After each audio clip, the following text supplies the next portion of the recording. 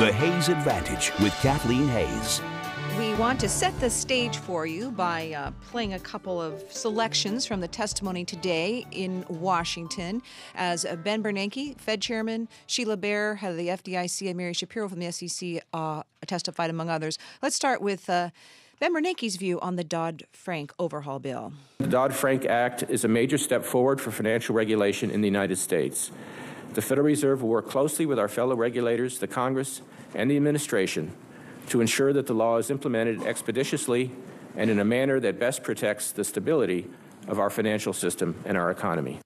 Ben Bernanke seemed to think it's on the right track. Let's hear what Mary Shapiro, head of the SEC, had to say. We've made significant progress to date. The Commission has issued 25 proposed rule releases, 7 final rule releases, and 2 interim final rules. We have reviewed thousands of public comments, completed 5 studies, and hosted a number of public roundtables jointly with the CFTC. And lots of the testimony today had this sense of the regulators dutifully reporting on how they are following Dodd-Frank to the letter as best they can. So where are we really getting with this 2,300-page bill? We're going to ask 2 people who have already been there and done that and continue to watch these matters very closely. Bill Isaac is a former chairman of the Federal Deposit Insurance and Corporation. He is now chairman of Fifth Third Bancorp. He is also the author of a book, Senseless Panic. So that gives you some idea of his view of how Washington handled the financial crisis. Also with us, Harvey Pitt. He was chairman of the SEC from 2001 to 2003. He is CEO of Kalorama Partners. And gentlemen, I'm very happy that we have our own panel today to discuss these important issues. But let's. I want to give you each a chance to weigh in on your take. You heard what Ben Bernanke said.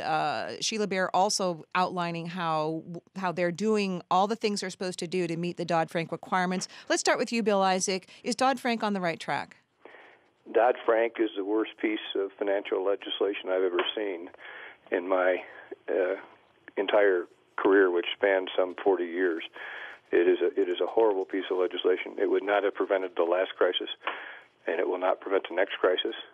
It has done nothing to materially improve our regulatory system, which is fragmented, politicized, and has led to 3 major banking crises during my 40-year career professional career. I just don't have anything good at all to say about Dodd-Frank. That doesn't mean there aren't some individual provisions in it that have some merit. There are, but all in all, a 2,500-page bill that virtually nobody understands, which is going to heap incredible burdens on small banks, and I think drive a lot of them out of the business, and doesn't do anything about ending too big to fail. They have 5 banks in this country that control more than half the banking system. Dodd-Frank doesn't do anything to address that, and so I think they. Frankly, what I would like to see the Republicans in the House do is adopt a new financial reform legislation, pass it, and try to get it right, and repeal Dodd-Frank in the process. Harvey Pitt, weigh in. Well, Kathleen, it's good to be with you. I have to say it pains me to start out by saying that I agree with everything that Bill just said, except that I think he has understated just how terrible this legislation is. What we needed was a more nimble and flexible regulatory regime. What we've received, unfortunately, is something that is even more ponderous and cumbersome than what we had before. So if anything, I think that Dodd-Frank actually disserved what people in this country needed. I am not at all surprised by what Chairman Bernanke and Chairman Shapiro said. They've taken a constitutional oath to uphold the laws as Congress has adopted them. And so their points and purposes and testimony today was to explain to Congress that they are doing what Congress directed to do. what they should be saying. Gentlemen, you started out by both saying not just that you have questions about the Dodd-Frank bill, but you think it, and not that it won't do its job, but it will actually harm us. Let's start with you, Harvey.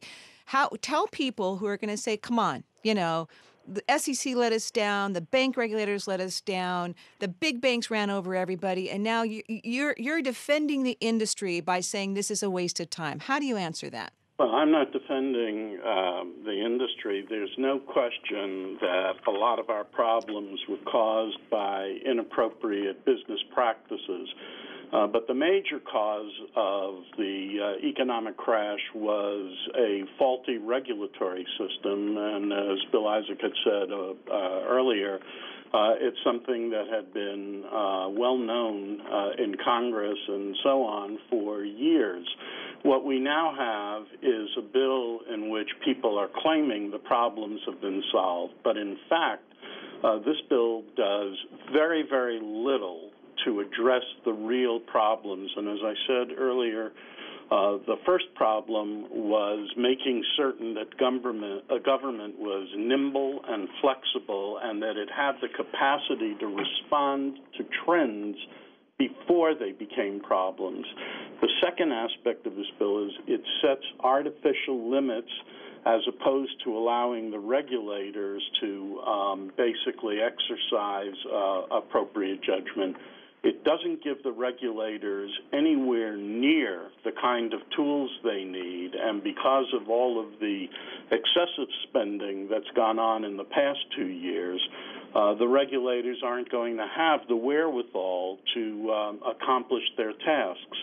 So I think this bill is almost a very negative placebo type thing that doesn't really address what went wrong with our system and doesn't give us any hope that regulators will have the tools and the ability to fix things when the next crisis arises, and there will be a next crisis, probably a lot sooner than any of us hope for.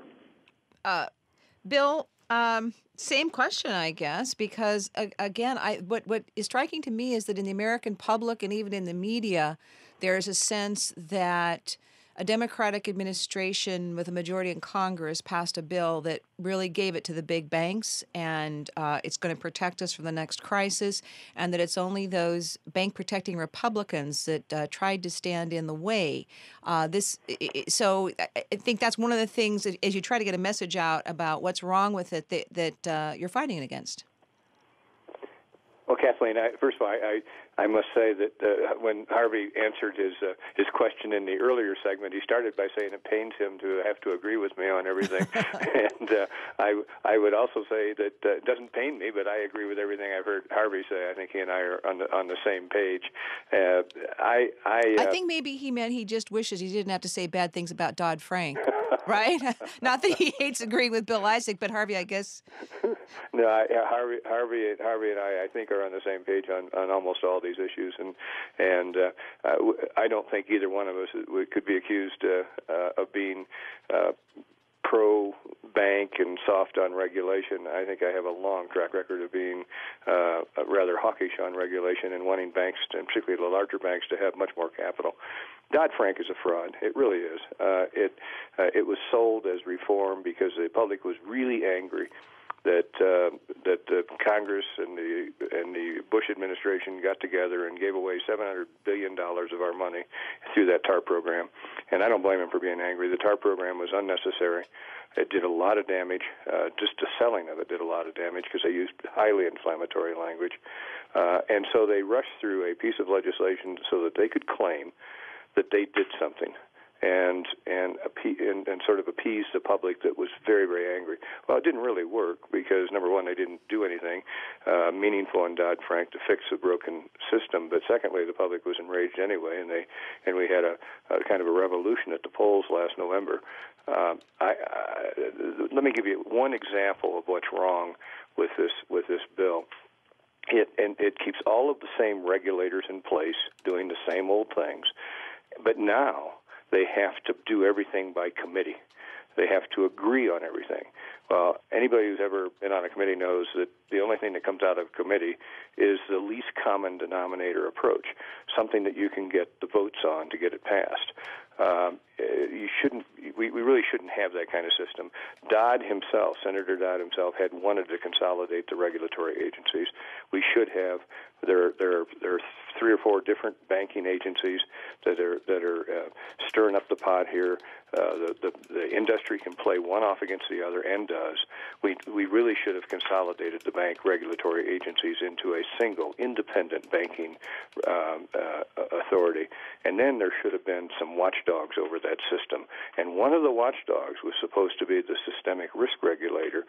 They put the systemic risk regulator in this bill, but instead of making it an independent agency to oversee, second guess, and hold the regulator's feet to the fire, it turned over governance of that Systemic Risk Council to the very regulators it's supposed to be overseeing. This legislation is terrible legislation. It did not solve. It would not have prevented the last crisis. It won't prevent the next one. And I agree with Harvey that the next one's going to come a lot sooner than we hope.